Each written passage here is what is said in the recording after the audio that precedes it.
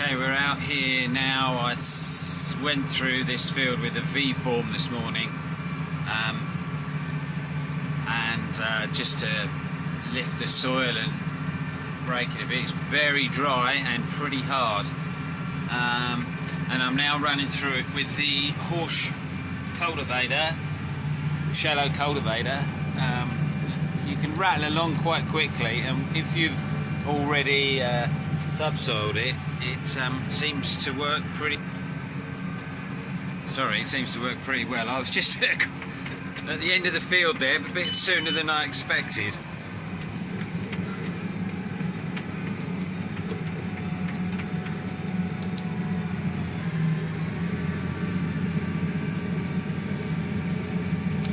I'd open the back window up, but I think I'll get covered in dust. I really like this machine. As you can see, it's got a seeder on it for oilseed rape, but I won't be doing any of that this year. Or goodness only knows when I'll next be putting oilseed rape in. It's a little bit unpredictable. So we're going along about a bit over 10k. It's 5 metres, so we're doing 5 hectares an hour with it. And it's making a nice job. You can go straight into it after this with the drill, but I'm probably going to do something else to it. But this will be leaving this now for a month or so before a drill, and then spray it off for black grass and anything else that decides to grow in it.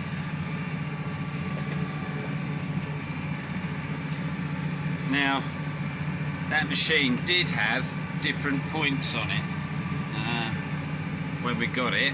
I'll tell you about that in a minute. Let's just turn at the end here.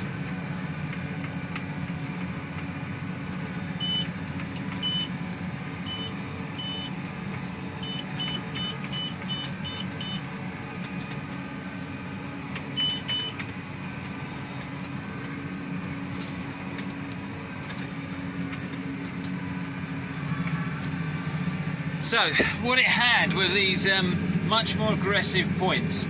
These ones here are just sweeps, so you can cultivate quite shallowly.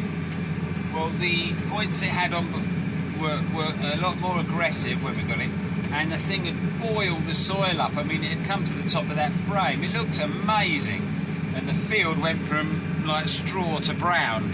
As you can see, it's just a, you know, I mean, he's doing, you can see where it's bitten, let's put it like that, but you're only cultivating the top 2 inches with this, whereas before I guess it was doing a bit more and doing a hell of a mixing job. But in retrospect, what it was actually doing was just mixing all the blackgrass seed through the whole profile.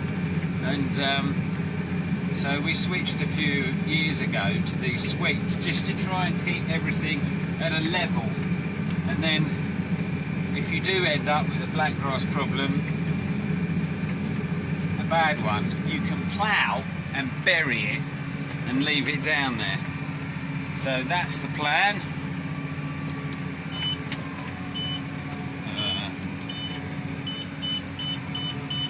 I think I've done that wrong. Hold on.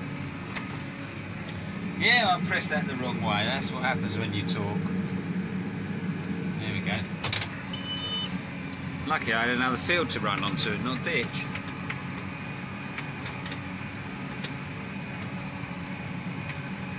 So we're using the guidance here. It's 1 up from the. Oh no, I think it's 2 up from the freebie. We're on.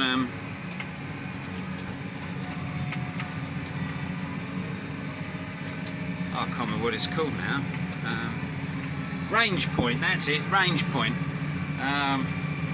And that's, well, to be honest with you, the free one's good enough for this job, but the range point one, yeah, see, I mean, it's brilliant, really. It just means, as I've said, I mean, I think I'm a good operator. It's a 5 metre machine. Well, if you're a good operator, you're only going to be using 4.5 metres of it. So, straight away, with the satellite steering, you're using 5 metres, 5 metres, 5 metres. So I'm losing, but you're losing half a metre each time. I can't work out, well that's sort of 10%, isn't it? Of your machine. Well, that's if you're good. And then, of course, you end up with, rather than that gap there is 5 metres. Well, the chances are that'll be 1 metre, and you're going up the field with a 1 metre cultivator, essentially. So, yeah, it is. I wasn't sure it would be, you know, useful on a farm of our size, which is a pretty small farm, but it most definitely saves. I think it's time that you notice it, how quickly you get over the ground, because you're not wasting space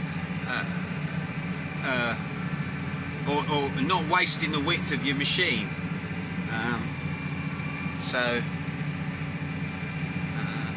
And you're definitely saving diesel, but I think it's time it really shows up. Anyway, we really like this cultivator, and it's very versatile.